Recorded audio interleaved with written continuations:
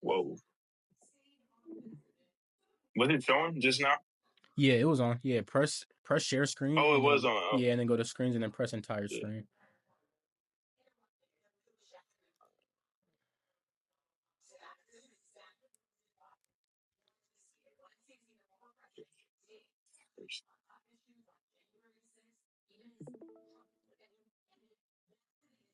All right. Yep, it's good now. Let's see. Yeah.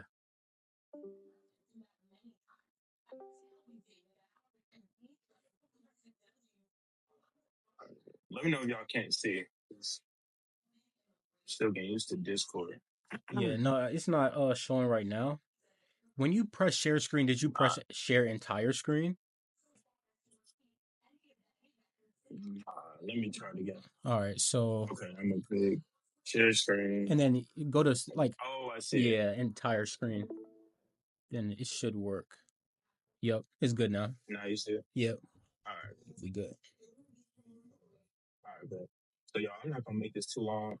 I had two setups in mind. I just wanted to show y'all. First was US 30, which I didn't take, but I've been looking at it more often for the past 2 weeks. And the trade I took today, I showed you Dutch already. Well, I didn't show you the trade, but I told you. Yeah. But yeah, it is. All right. So first pair I'm going to look at is UJ, and this is the pair that I took around 9:30 this morning, something like that. But obviously, when you look on the higher time frames, I'm gonna stick to the 4 hour right now. But it's just extremely bullish. I tried trading it last week, but I missed out on many opportunities right here, and price is just gone straight up bullish from here. So sometimes when I see market conditions like this, I try to scale down and try to capitalize on certain opportunities. So that's kind of what I did today. So on the hourly, notice that first thing we see is it's kind of push to the downside right here. Yeah. And I really did take notice of that upon this morning. So I saw that, and I saw that price kind of created this area of support.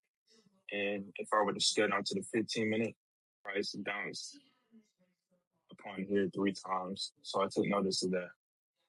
And I drew this random line right here, just an indication for an area of support or potential support for the future. So once price came up here, so this is around 5. I was up at like 6. So price come up here, and I saw that it was kind of presenting some lower lows right here, lower lows. So that's why I drew this kind of counter trend line right here to just gauge like if price could break that potentially later on and see how price respects it from here.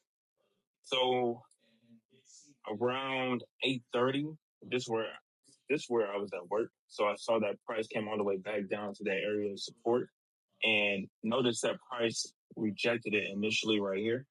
Yeah.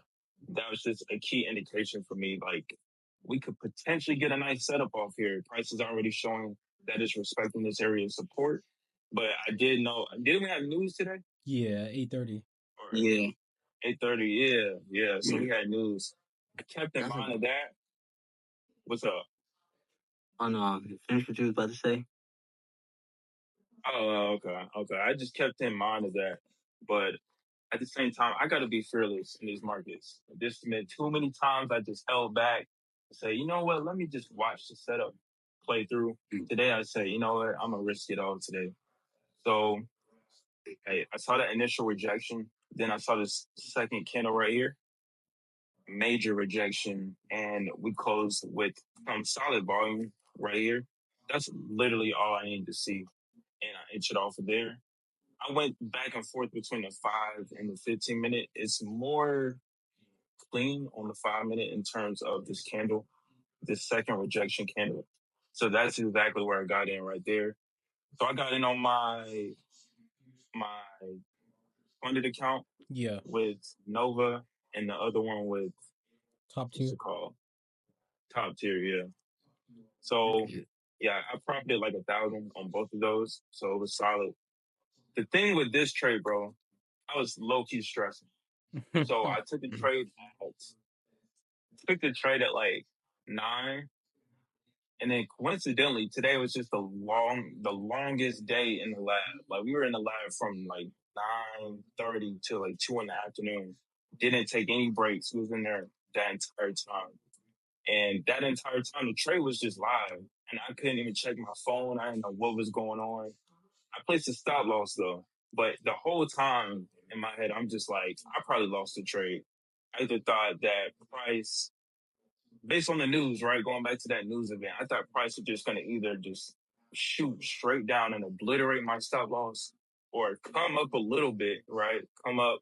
Then eventually, as time progressed and the news dialed down, it would just come back and stop me out. But I came back to my phone and I was in profit, so it was solid. It was a solid day Mm. based off No, that. But I'm Renard, not you just, wanted to say something? yeah, I was gonna say it was good, but What's up? I'm gonna just give you some. Go back to the 15 minute. Just give you Yeah, some compo. So you basically, this is a no cap. This is an institutional trade right here that you took. I'm giving you yeah, props for seeing this, but to give you like better eyes so that you have like better comfort in the play, because this is exactly what, like, based upon your strategy you want to do. So where you had yeah, the first initial support created at, where you have those like three arrows, yeah. yeah. So what that area is that's like the liquidity money grab area, Okay, because from there, like, what the buyers did was they pushed the price to like at least a 50% of the overall move for the retracement, and then it led to that strong breakout, as you see. Yeah, like that strong push out mm, move. So pretty much yeah, like just looking at price and seeing how like that liquidity money grab works is it'll like push out strongly, and then it'll mm, try to come back down towards that liquidity area for right, like for their entries again. It was similar. It's similar to the play that you took, Josh. Like, it was because that first initial where you enter that off the second low. I mean, the first initial lower lower low, where it's like um so we have the reject. It's the push up, the reject, and then that first lower low in the middle. So Josh, you entered there, but like just Yeah. understanding more so on the institutional side, like where exactly the buyers want to get in at the best price, it would be right, like around that liquidity area, and that's why they had those strong buying pressure wicks for the second tap, right. Exactly. or So is that exactly how you trade, or you just something that uh you notice? yeah, I definitely trade like that, and I would more so Okay, notice with other traders that are like actually profitable, and that's like what they do. So they would draw that trend line, and pretty much whenever there's a strong displacement move, what they would do is like just do the little money sign for the trend line, and that's like your liquidity area that would be ideally for the perfect entries. And of course, like if it does bounce and we get like strong momentum to the upside, that could work too. But ideally their they're trying to get filled at the best price possible. So that's why them strong, like that's why that those wicks right there, like that was yeah, just all them, that was them pushing the price lower back to that level just so they could feel it for real.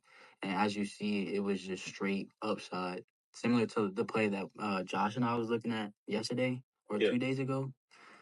So yeah, Okay, okay. I never really heard of that term, money grab, but yeah. Okay, I got you. because it's just more so thinking of it from like that liquidity perspective. Right. Because I know, because like whenever you're finished, I could dead to show you my spy play that I took, and this setup, All right. it looks the exact same, like that double bottom, but bull flag, and then strong breakout, and then it tapped like the initial resistance area. Right. Right. All right, bet. Yeah, I'll have you show us that. I got one more pair, and yeah, please show me All that. right. And then, so yeah, that was solid. It was a 1 to 3 Yeah, on no, risk I love rewards. that. Yeah, Um, I like that. Like when I say like literally just like master, just great execution of the of like appreciate that, of like a repeatable like model. Like okay, like you wait for respect at a good time, which was anywhere between yeah, like eight and on earlier in the morning to get in the trade, and then you let it run, and it's with the trend, so it's great patience, bro. right, Uh, exactly. Facts. yeah, Appreciate that, No bro. drawdown. That was no drawdown. No yeah, drawdown. nah, none, Right? Crazy. Drawdown.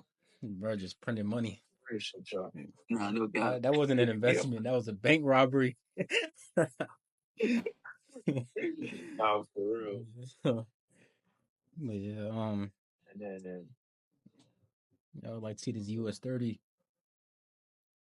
yeah, this US 30 trade I did not take, but I just wanted to kind of go over as something I could definitely look forward to trading over the next few weeks. But let me just take this film. But I was looking at this move right here from this low to this high. So if I were to zoom out, let me start off on the four.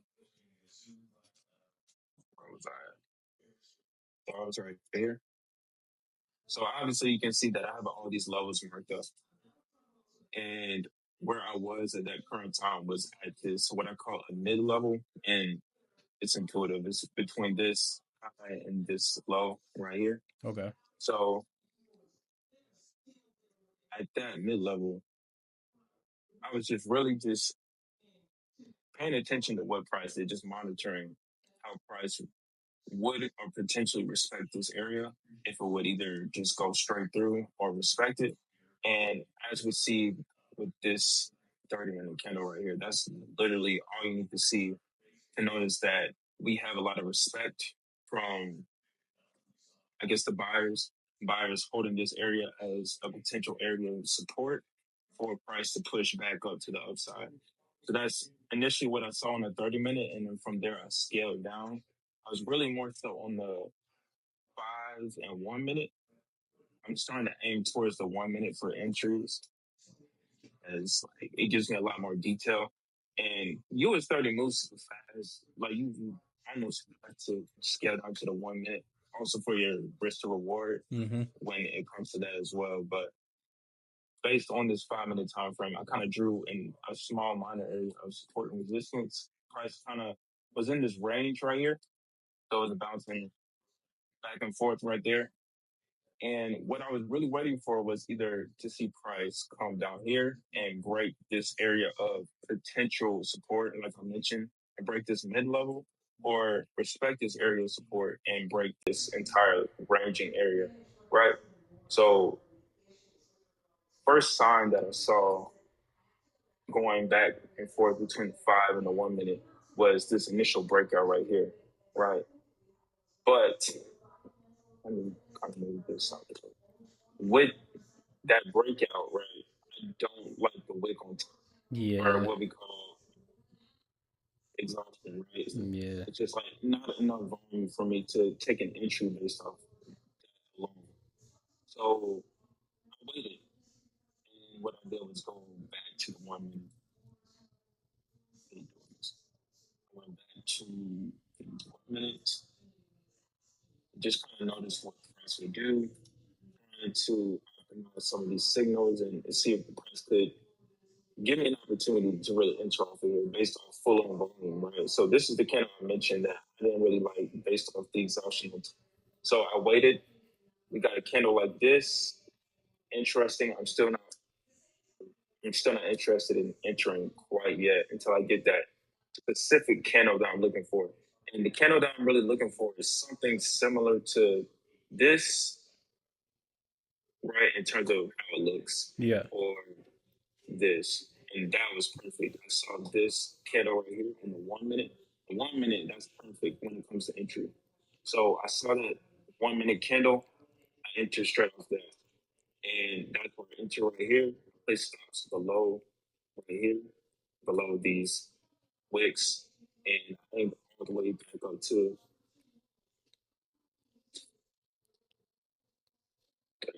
to that mid level. Ooh, all the way up here to these highs. Okay. So yeah, so that was a potential trade.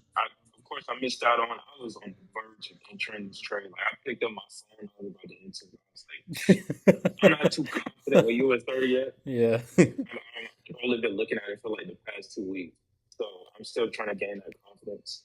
Yeah. And basically, what I've been doing is just monitoring it, just testing it out, see what works for me.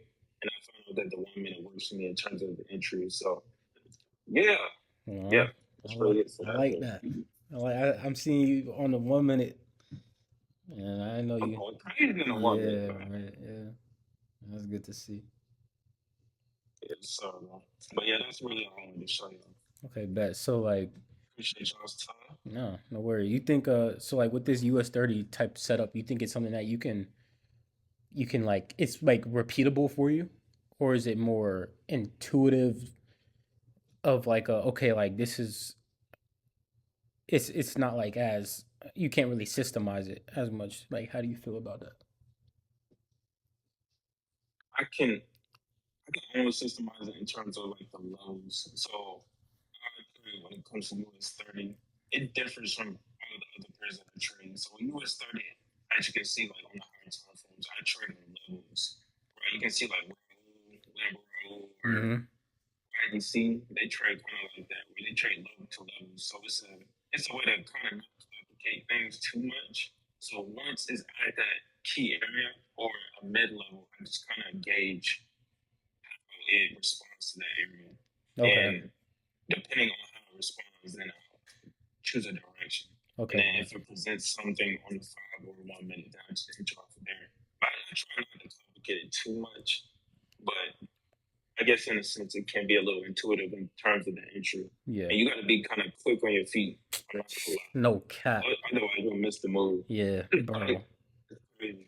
That's exactly what I was saying. I think before you got on, um, just like, but like people think that swing trading is hard when it comes to patience. No, I think it's scalping because you For have sure. to stay like in that mode of like I'm in control. If I need to buy, I'm gonna buy. Because if you don't and you wait literally 30 seconds too late, price may like the It's too move late. is gone. Like It's gone, it's bro. gone, bro. Like you missed your entry. You missed your your move for the day. So you can't Exactly. be too fearful, and then you can't be. I mean, it's all fear. Like entering too quick. It's the fear of It missing is. out. So like even if for just 1 second that you get that fear of missing out and it overpowers your self discipline, then you enter too quick and you lose money. Like that's what happened to me You today. screwed yourself over. Yeah, Yeah. right. And then like on the other hand, like if you wait, 1 second too long, you might have just missed the most ideal entry. Whereas with swing trading, you may have 30 minutes to a few hours to just press the button and then it could go your way. Um Exactly. And a so lot of times there's multiple opportunities with swing trading. Like it could yeah, take all day. You could get multiple right. entries throughout the day Facts. That's a as fact. compared to this. So yeah, I'll say like it's pretty challenging. Not gonna lie. It is, but the risk to rewards are Is insane amazing. I mean, with how this. what It's that risk reward crazy. you had on UJ was what, like a 1 to 3? It was a 1 to 3. Okay. Man, you should have won. Well, how Insane. many Yeah. pips were you risking? With US, I mean, With UJ, UJ. Yeah. I think, bro, I think it was like 14. Let's see, 13.8. Bro, Yeah. why are you not in there with a 10 lot? I think I went in with a 7, but not a 10. You know, Okay. I should have. I should have. Yeah.